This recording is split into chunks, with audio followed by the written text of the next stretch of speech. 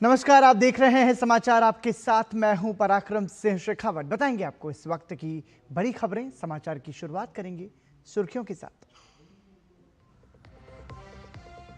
प्रधानमंत्री मोदी के जन्मदिन पर भाजपा युवा मोर्चा करेगा 75 जगहों पर नमो युवा रन का आयोजन।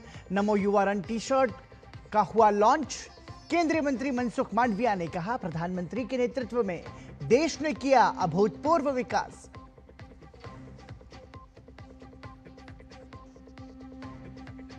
उपराष्ट्रपति चुनाव से पहले संसद परिसर आज से भाजपा सांसदों की कार्यशाला। प्रधानमंत्री मोदी हुए शामिल। 2 दिवसीय कार्यशाला में होंगे 4 सत्र। आपत्तिजनक टिप्पणियों को लेकर चौतरफा घिरी कांग्रेस। बिहार को लेकर बयान पर भड़की भाजपा। कहा, एसआईआर के कारण कांग्रेस और गांधी परिवार में निराशा का माहौल। आरएसएस की अखिल भारतीय समन्वयक बैठक का आज अंतिम दिन। बैठक में पंजाब में बढ़ रहे मतांतरण पर हुई चर्चा। बंगाल में घुसपैठ को रोकने की अहमियत पर भी व्यक्त की गई चिंता। साल का आखिरी पूर्ण चंद्र ग्रहण आज। भारत समेत दुनिया की 85% आबादी देखेगी ब्लड मून का नजारा।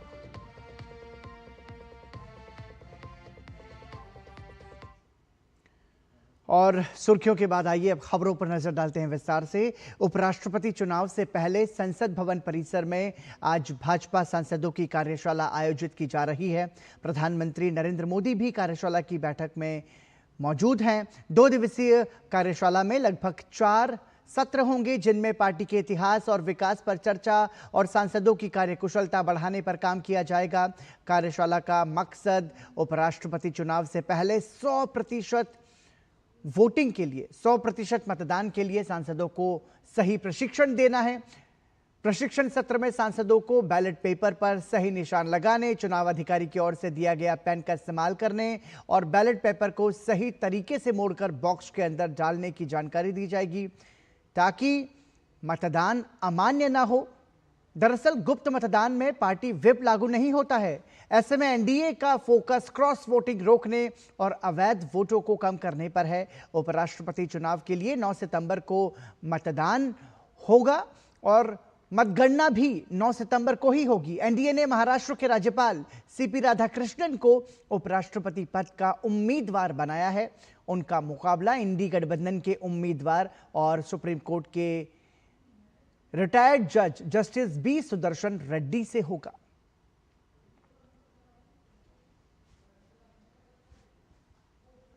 राष्ट्रीय स्वयंसेवक संघ की जोधपुर में चल रही अखिल भारतीय समन्वय बैठक का आज आखिरी दिन है। जानकारी देते हुए अखिल भारतीय प्रचार प्रमुख सुनील आंबेकर ने बताया कि बैठक के दौरान संघ शताब्दी वर्ष कार्यक्रम, पंच परिवर्तन सहित शिक्षा नीति तथा जनजातीय क्षेत्रों में सामाजिक विकास पर चर्चा की गई। उन्होंने कहा कि बैठक के दौरान पंजाब में बढ़ रहे मतांतरण पर चिंता व्यक्त की गई, साथ ही बंगाल में घुसपैठ पर चिंता व्यक्त की गई। सुनील आंबेकर ने कहा कि बंगाल में घुसपैठियों को रोकना बेहद जरूरी है। इसी के साथ बैठक में पूर्वोत्तर में कम हो रहे अलगाववाद पर भी गंभीर चर्चा हुई। पंजाब के परिस्थिति के बारे में भी अलग अलग संगठन जो वहाँ पर कार्य कर रहे हैं, उन्होंने विशेष तौर पर अपने अनुभवों को वहाँ साझा किया। सभी ने वहाँ चल रहे लगातार हो रहे मतांतरण के बारे में चिंता व्यक्त की है और जिसके कारण वहाँ सामाजिक जो उपद्रव बन रहा है उसके बारे में भी उन्होंने चिंता की और साथ ही समाज के जो उपेक्षित वर्ग है या आर्थिक दृष्टि से पिछड़ा वर्ग है उसके सहायता के लिए या उनके लिए जो कार्यक्रम अलग अलग संगठन चला रहे, जैसे सेवा भारती सेवा प्रकल्प चला रहे, विद्यार्थियों में विद्यार्थी परिषद कार्य कर रहा है। बड़ी संख्या में जो अवैध तरीके से घुसपैठी नागरिक वहाँ रहते हैं बंगाल में और उनके द्वारा भी जो उपद्रव किए जा रहे हैं और उनके तुरंत उसको रोकना अत्यंत आवश्यक है। हिंदुओं की सुरक्षा में बहुत सारी समस्याएं वहाँ पर आ रही है, लॉ एंड ऑर्डर के भी बहुत सारे प्रश्न वहाँ पर आ रहे हैं, तो इसके बारे में भी सबने चिंता व्यक्त की। सब लोगों ने ये बात के लिए विचार भी किया है कि लीगल तरीके से कई सारे कंप्लेंट्स भी फाइल की गई है। भाजपा नेता अमित मालवीय ने पूर्व प्रधानमंत्री मनमोहन सिंह के 12 साल पुराने ट्वीट का स्क्रीनशॉट साझा करते हुए लिखा है कि 12 साल पहले हमारे देश की हालत ऐसी थी कि प्रधानमंत्री कार्यालय के आधिकारिक हैंडल को भी कांग्रेस के नेतृत्व वाली यूपीए की नाकामियों और अंदरूनी उलझनों को उजागर करने वाली बातें पोस्ट करनी पड़ती थी। उन्होंने आगे लिखा कि जरा सोचिए, अगर पीएमओ को ही ऐसे संदेश देने पड़ते थे तो उस समय जमीनी हकीकत क्या रही होगी। तब और अब में यही फर्क है। आपको बता दें कि 12 साल पहले तत्कालीन प्रधानमंत्री मनमोहन सिंह ने ट्वीट में लिखा था कि राहुल गांधी की लीडरशिप में कांग्रेस पार्टी के लिए काम करने में उन्हें खुशी होगी। उत्तर प्रदेश के मुख्यमंत्री योगी आदित्यनाथ ने उत्तर प्रदेश के लोक सेवा आयोग द्वारा विभिन्न व्यवसाय के लिए नवचयनित अनुदेशकों को नियुक्ति पत्र वितरित किए। इस अवसर पर मुख्यमंत्री ने नवचयनित युवाओं से संवाद भी किया। उन्होंने कहा कि प्रधानमंत्री नरेंद्र मोदी के नेतृत्व में पिछले 8 वर्षों में 60 लाख से अधिक ऐसे लोगों को नौकरी मिली है, जिनमें 14 लाख नौजवान वो हैं जिन्होंने कौशल विकास मिशन के नाम से ट्रेनिंग ली। साथ ही उन्होंने कहा कि किसी भी नौजवान को चयन प्रक्रिया में भेदभाव का शिकार न होना पड़े, इसलिए निष्पक्ष और पारदर्शी भर्ती प्रक्रिया को उत्तर प्रदेश सरकार ने पूरी ईमानदारी और प्रतिबद्धता के साथ संपन्न करने में सफलता प्राप्त की है। पिछले 8 वर्ष में 60 लाख से अधिक ऐसे लोगों को उत्तर प्रदेश के अंदर नौकरी मिली है, जिसमें से 14 लाख नौजवान वे हैं जिन्होंने उत्तर प्रदेश कौशल विकास मिशन के माध्यम से ट्रेनिंग ली और किसी न किसी उद्योग और उद्यम में वह आज समायोजित हुआ है। और आपको बता दें कि मुख्यमंत्री ने कहा कि विपक्ष पर तुष्टीकरण की राजनीति का उन्होंने आरोप लगाया। अपने संबोधन में उन्होंने कहा कि जब नीतियां स्वयं के स्वार्थ को ध्यान में रखकर, वोट बैंक की चिंता करके और परिवार के हितों का संरक्षण करने के लिए बनाई जाती हैं, तो वो दुर्गति की तरफ ऐसे ही लेकर जाती है जैसे उत्तर प्रदेश को ये लोग लेकर गए थे। जब नीतियां स्वयं के स्वार्थ को ध्यान में रख करके, वोट बैंक की चिंता करके और परिवार के हितों के संरक्षण करने के लिए जब बनाई जाती हैं, तो वो दुर्गति की तरफ ऐसे लेके जाती हैं जैसे उत्तर प्रदेश को लेके गए थे लोग। जहां नौजवान के सामने पहचान का संकट था, जहां बेटी और व्यापारी अपने आप को असुरक्षित पाते थे। बिहार के मुख्यमंत्री नीतीश कुमार ने आज मुख्यमंत्री महिला रोजगार योजना के तहत निर्देशिका जारी की है। ये योजना महिलाओं के सशक्तिकरण और बिहार की ग्रामीण अर्थव्यवस्था को नई दिशा देने वाली है। दरअसल सरकार महिलाओं को अपनी पसंद का रोजगार शुरू करने के लिए 10,000 रुपये देने जा रही है। इसके लिए आज ऑनलाइन पोर्टल और 250 प्रचार गाड़ियों को रवाना किया गया है। ग्रामीण विकास विभाग मंत्री श्रावण कुमार ने बताया कि महिलाओं को आर्थिक सहायता के लिए मुख्यमंत्री महिला रोजगार योजना के तहत आज आवेदन लेने के लिए पोर्टल का लोकार्पण किया गया। साथ ही 250 प्रचार वाहनों को रवाना किया गया है। इस योजना का लाभ लेने के लिए विभिन्न जिलों में जाकर महिलाओं को जागरूक करेंगे। योजनाओं के आज शुभारंभ माननीय मुख्यमंत्री श्री नीतीश कुमार जी ने किया है और इस अवसर पर दोनों हमारे उप मुख्यमंत्री और संसदीय कार्य मंत्री जी भी इस कार्यक्रम में मौजूद थे। राज्य के उन महिलाओं को रोजगार से जोड़ा जा रहा है जिनके पास अभी तक रोजगार नहीं है। जो परिवार जीविका से जुड़े हुए हैं उनको भी इस योजना का लाभ मिलेगा और जो जीविका से नहीं जुड़ पाए अभी तक उनको भी इस योजना का लाभ मिलेगा। और इस दिशा में आज से कार्रवाई आरंभ कर दी गई है और 10-10 हज़ार रुपया इसी महीने में सभी के खाते में रोजगार की पहल करने के लिए, शुरुआत करने के लिए भेजा जा रहा है। और एक फॉर्मेट भी आज जारी किया है, माननीय मुख्यमंत्री जी ने दस्तावेज जारी किया है। उस दस्तावेज को भर के अगर इस काम को आगे किया जाएगा तो उसके हिसाब से उनके खाते में अतिरिक्त 2-2 लाख रुपया और दिया जाएगा। एक लंबे समय से पलायन का दंश झेल रहे बिहार के कामगारों को परदेश में तमाम तरह की समस्याओं का सामना करना पड़ता था। बदलते वक्त के साथ आज बिहार भी बदल रहा है। बिहार की धरती पर बड़े उद्योग धंधे फलने फूलने लगे हैं, लिहाजा काम की तलाश में बाहर का रुख करने वाले लोग अब वापस बिहार की धरती पर लौट रहे हैं। अपने घर, अपने समाज के बीच उन्हें अपना मनपसंद काम और मनमाफिक पारिश्रमिक भी मिल रहा है। जानकारी से रिवर्स पलायन की संज्ञा दे रहे हैं। कैसे रिवर्स पलायन की वजह से बिहार की छवि बदल रही है, मुजफ्फरपुर में इसका जायजा लिया हमारे संवाददाता कुमार आलोक ने।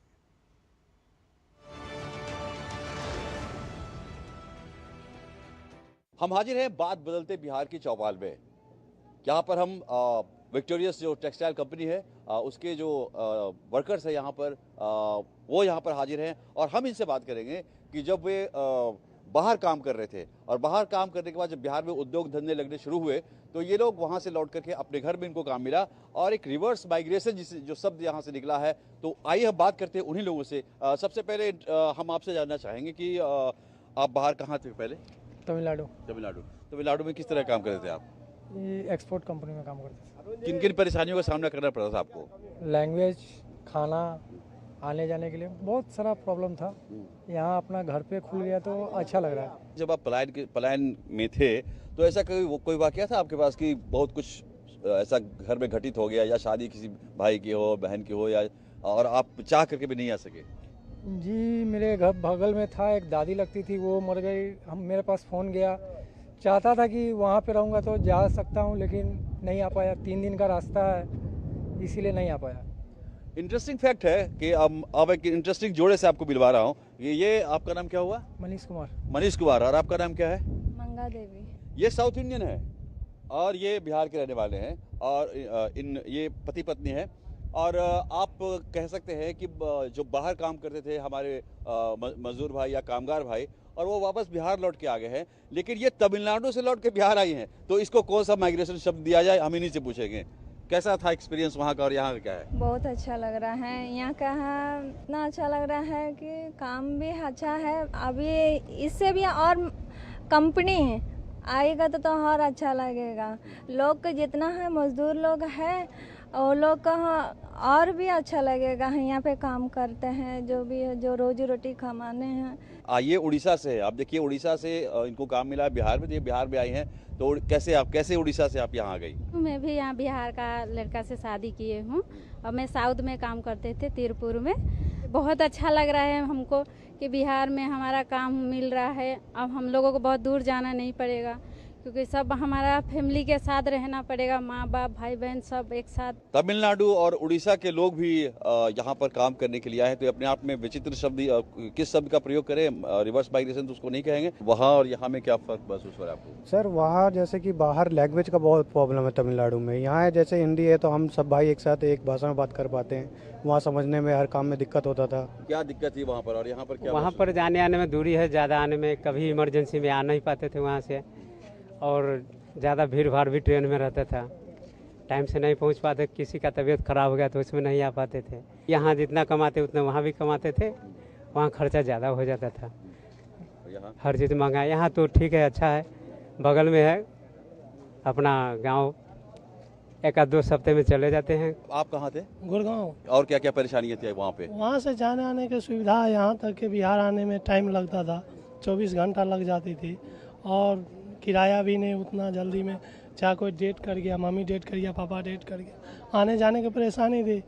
और सारे समस्या का देखते हुए जो बिहार में उद्योग लगा है, इससे सुविधा हो रहा है हम लोगों के लिए। तो आप देख रहे हैं किस तरीके की समस्या का सामना यहाँ के लोग करते थे। बाहर में उनको भैया बोला जाता है, कहीं पर उनको बिहारी करके संबोधित किया जाता है। तो ये सारे जो कामगार है, तो सबकी अपनी अलग अलग दास्तान है। आपसे हम जानना चाहेंगे कि आप पहले कहाँ काम करते थे और किन परेशानियों से आप रूबरू थे वहाँ पे?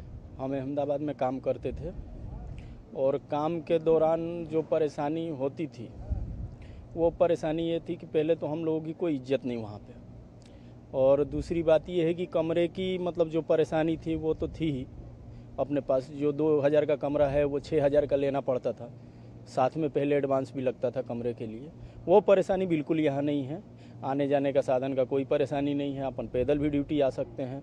पर वहाँ पे जाकर के जो हम लोगों की तौहीन होती थी और लोग वहाँ पे बिहारी बोल करके, मतलब भगोड़ा बोल करके, इस तरीके से लोग बोला करते थे जो कि हम लोग शर्म के मारे नीचे मुंडी हो जाती थी।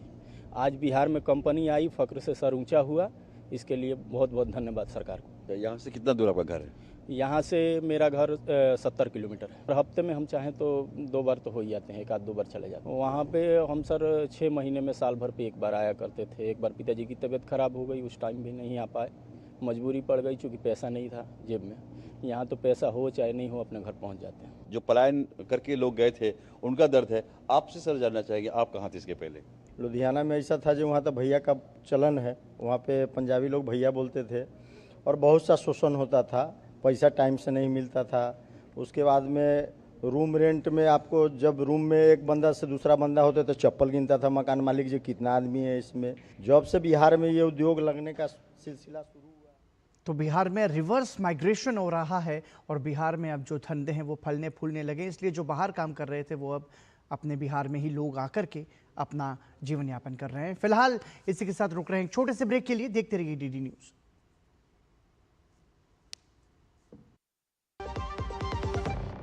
आधी आबादी को पूरा अधिकार देने के अभियान में साथी और सहयोगी की भूमिका में है डबल इंजन सरकार। यशस्वी प्रधानमंत्री नरेंद्र मोदी के मार्गदर्शन एवं मुख्यमंत्री योगी आदित्यनाथ के प्रयासों ने उत्तर प्रदेश की नारी का किरदार कैसे बदला, इसका दर्पण है मिशन उन्नति। इसके अंतर्गत एक सूचकांक विकसित किया गया है जिससे सरकारी प्रयासों से हो रहे महिला सशक्तिकरण को मापा जा सकता है। महिला आर्थिक सशक्तिकरण सूचकांक WEE इंडेक्स के अनुसार उत्तर प्रदेश ने पिछले 8 वर्षों में महिला श्रम बल में हर वर्ष वृद्धि दर्ज की।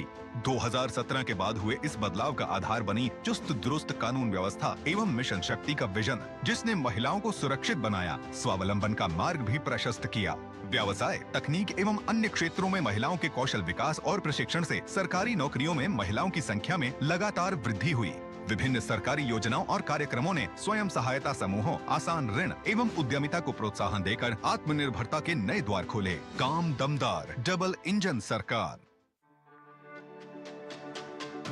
मेरी पसंद, मेरी पसंद, मेरी पसंद, मेरी पसंद, हमारी पसंद, हम सबकी पसंद। मजबूत देश का मजबूत सरिया हो गया स्टील। ये कड़े इम्तिहानों से नहीं डरता, इसे सालों का तजुर्बा है, इसलिए मैं भी सूर्या पाइप्स का फैन हूँ। देश की तरक्की के सच्चे साथी। सूर्या है तो भरोसा है। ब्रेक के बाद आपका स्वागत। आप देख रहे हैं समाचार। भाजपा के राष्ट्रीय प्रवक्ता संबित पात्रा ने बिहार में कराए जा रहे SIR पर कांग्रेस नेता राहुल गांधी की बयानबाजी पर उन्हें जमकर लताड़ लगाई है। उन्होंने कहा कि गांधी परिवार और कांग्रेस में हमेशा परिवारवाद ही चलता है। राहुल और इनके साथी बिहार में SIR को लेकर नकारात्मकता का माहौल बना रहे हैं। बिहार की जनता ने देखा है कि राहुल गांधी ने बिहार में घुसपैठियों को बचाव यात्रा निकाली और अब कांग्रेस और इनके नेताओं का सच जनता के सामने आ चुका है।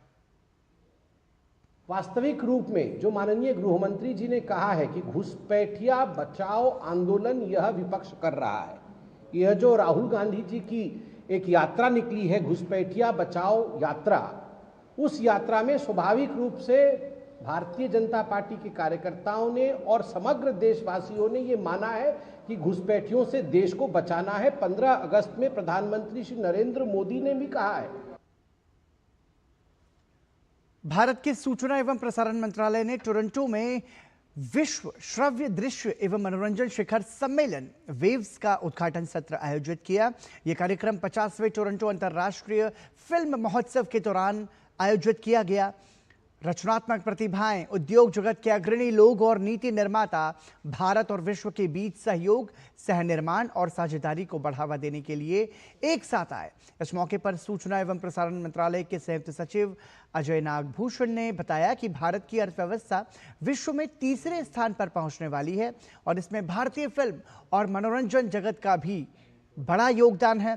साथ ही उन्होंने कहा कि इस तरह के कार्यक्रम का आयोजन पहली बार हो रहा है जिसमें 77 से भी ज्यादा देश हिस्सा ले रहे हैं। It was the first time such an event or a summit with more than 77 countries participation happened in this sector, media and entertainment sector, as per vision of our Honorable PM Saab. And he was very, very clear and very positive that our media and entertainment industry should reach the entire world. That is his vision. We just reached the third largest economy in the world, and our GDP growth rate is somewhere around 6.8 to 7%. And more than that, inside the economy, the media and entertainment sector is growing to an astonishing figure of 15 to 20% growth rate is there. कार्यक्रम में आज Toronto में भारत के कार्यवाहक महावाणिज्य दूत कपिध्वज प्रताप सिंह ने कहा कि इस तरह के जो इवेंट्स हैं उसमें फिल्म और मनोरंजन जगत के कलाकारों को बढ़ावा मिलेगा और साथ ही नए लोगों को आगे बढ़ने में मदद मिलेगी. This event is going to be extending the borders beyond acting and directing of films to the business of films, which basically means production, technology, outsourcing, content creation, gaming. We are always present here to guide you, to provide you all the facilitation that you might need for your collaboration with Indian industries. वहीं जानी मानी भारतीय film निर्माता गुनीत मोंगा कपूर ने कहा कि ऐसे कार्यक्रम के आयोजन से भारतीय फिल्म और मनोरंजन जगत के कलाकारों को वैश्विक स्तर पर पहचान मिल रही है. Festivals like Toronto have been instrumental in amplifying these voices, creating space for Indian stories to resonate globally and opening doors for new collaborations. I would also like to state that I've had more than 17 films premiere here in Toronto over the last decade and a half, and it's been a privilege coming here year on year and celebrating Indian cinema at TIFF. Waves and the Waves Bazaar are so timely and significant. They are not just showcasing, but also meeting grounds where filmmakers, studios, creators, and across the world can explore collaborations with India's dynamic and diverse content industry. कार्यक्रम में ageless international film festival की कार्यकारी निदेशक Judy Gladstone ने कहा कि Toronto अंतर्राष्ट्रीय film महोत्सव जैसे कार्यक्रम से दोनों देशों के संबंध और मजबूत होंगे और फिल्म जगत के लोगों के वैश्विक स्तर पर काम करने का मौका भी मिलेगा. I've been fortunate to have participated many times in different events in India, from Ficky Frames to NFDC sponsored events. And I'm well aware of the extraordinary talent in India, being a Canadian and living here in Toronto. I'm also very well aware of the talent that we have here. And my hope is that over the next few years, there's going to be a bridge built, a really strong one, and that we're going to see collaborations, co-productions, people going back and forth. And now that we have full diplomatic relations restored between the countries. Bihar के राजगीर में खेले जा रहे hockey Asia cup का final मुकाबला आज मेजबान भारत और गत विजेता दक्षिण कोरिया के बीच खेला जाएगा. कल सुपर 4 के अपने तीसरे और आखिरी मुकाबले में भारत ने चीन को 7-0 से हराकर फाइनल में जगह बनाई. भारतीय टीम की नजर अब फाइनल जीतकर चौथी बार एशिया कप के खिताब को जीतने की होगी.